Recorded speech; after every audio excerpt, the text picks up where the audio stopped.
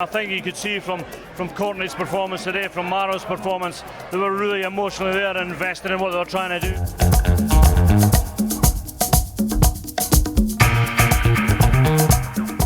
It was a test series that we wondered if it would ever arrive, but not only is it here, it's delivered a first test victory for the British and Irish Lions in Cape Town against the world champion South Africa by 22 points to 17.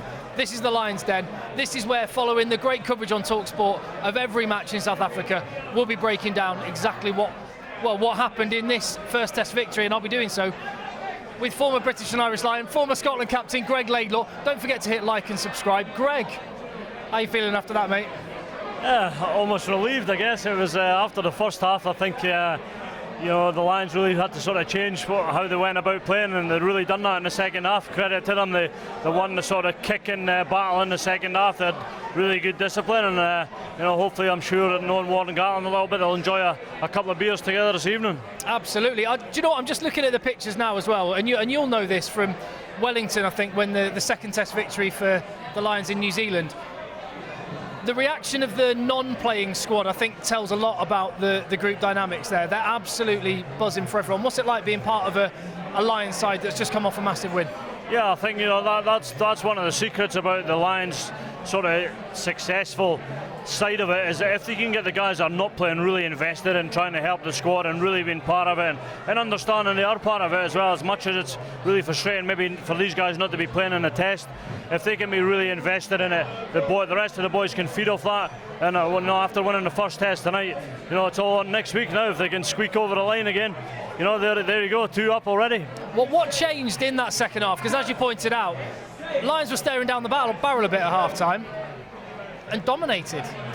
Yeah, they were, and I think South Africa really let their discipline go in the second half. I think it was 9 or 10 penalties to 1, the penalty count in the second half, and it's so huge and crucial. And especially the way South Africa play, you saw at the end they struggled to break the Lions down, because in terms of attack they don't create too much. They're almost a team that really likes to squeeze the opposition the way they play with their kicking, and the Lions just never let them do that. The Lions won all the kicks in the air in the second half and really took that sort of contest away from them.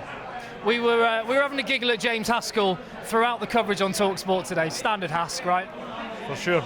I think we'll have to hear from him now, shall we? Let's see what James Haskell had to say on that victory for the Lions. The first test is over. The Lions get a narrow victory against South Africa. It was heart in mouth time for so much of that game. Brilliant individual performances. Maro Itoje came off second best in the first half to Eden Etzebeth in a collision. It woke him up. He was absolutely talismanic in this game. Courtney Laws siding players down, carrying hard. Real nice composure from the Lions at the end. Some big moments. Was it a yellow card for Hamish Watson? Was it a try for Billy LaRue? We'll never know. The game has been done. The Lions have won. My man of the match was Maro Itoje. Let's see if Greig Laidlaw is in agreement with James Haskell. Your man of the match, then. Hask could have picked anybody, mate, to be honest, but I thought Courtney Laws was fantastic. I thought he put himself about, but I thought he just tipping the scales. I thought Maro Itoje was probably the man of the match. I think he saw all the difficult stuff he done, and he just forced a turnover at the end of the match here as well. Does a lot of the hidden work. For me, he was probably just the man of the match today.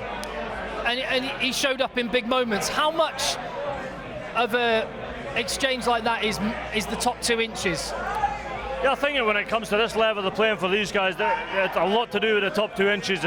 Because they're all excellent athletes and excellent rugby players, if you can get yourself emotionally connected and in the right place for that 80 minutes, it can really make the difference. And I think you could see from Courtney's performance today, from Maro's performance, they were really emotionally there and invested in what they were trying to do, and 2 excellent performances, and it really helped the Lions get across the line. And on the flip side, maybe from South Africa's perspective, they might be looking back at this thinking, we didn't engage our brain enough. We just tried to bully a team into submission. Maybe they've had it too much their own way in recent years. Yeah, maybe, but I'm not so sure they'll change going into the second test. I think that's the South African way, and I think they'll really try and back that going again, and they'll probably look to the first half this week and say, look, if we can do that and hold our discipline, when we can do that again in the second half. It was really the penalty count that changed the momentum of the game and allowed the Lions to get territory and ultimately some points in the end. We saw that massive Lekanyo Am hit early in the game, which demonstrated the physicality of the South Africans. What is it like to face South Africa? It just looks brutal, Greg. It's brutal. It's one of the toughest challenges in international rugby, to be honest. In terms of that pure physicality and mindset, you know what you're getting when you face South Africa. So I think the Lions, they've done well to sort of weather the storm. You're always going to get that and be on the back foot in South Africa. They're world champions. You're always going to get times when they're up in the game. So it's about understanding, when to pick your moments, be patient, and to be fair to the Lions today, they've really done that in the second half. Now, one of the big talking points you might have been aware of in the week was the fact that the television match official for this game was Marius Jonker, a South African. And Greg and I were talking before the game, weren't we, saying, I really hope there's no big TMO decisions, because whatever way you go, you don't want the nationality of the guy to come into play. As it happened, he had a lot to do. And I'm going to say it, maybe the Lions got slightly the better of this. It almost went the other way, didn't it? He almost verged on the side of the Lions, especially with the first decision. I think second decision when Colby knocked the ball forward is probably a little bit easier. But the Villy LaRue tried the first one, or disallowed one. try. The disallowed one. So that probably went the way of the Lions, which was probably the right decisions in the end. So thankfully that it didn't come back to haunt them. He made probably the right decisions, and thankfully for the Lions, as we say, they really turned that screw in the second half, and they deserve to win, I think. Yeah, the Lions won, so he absolutely made the right decisions. Would you make any changes for the second test if you were Warren Gatland?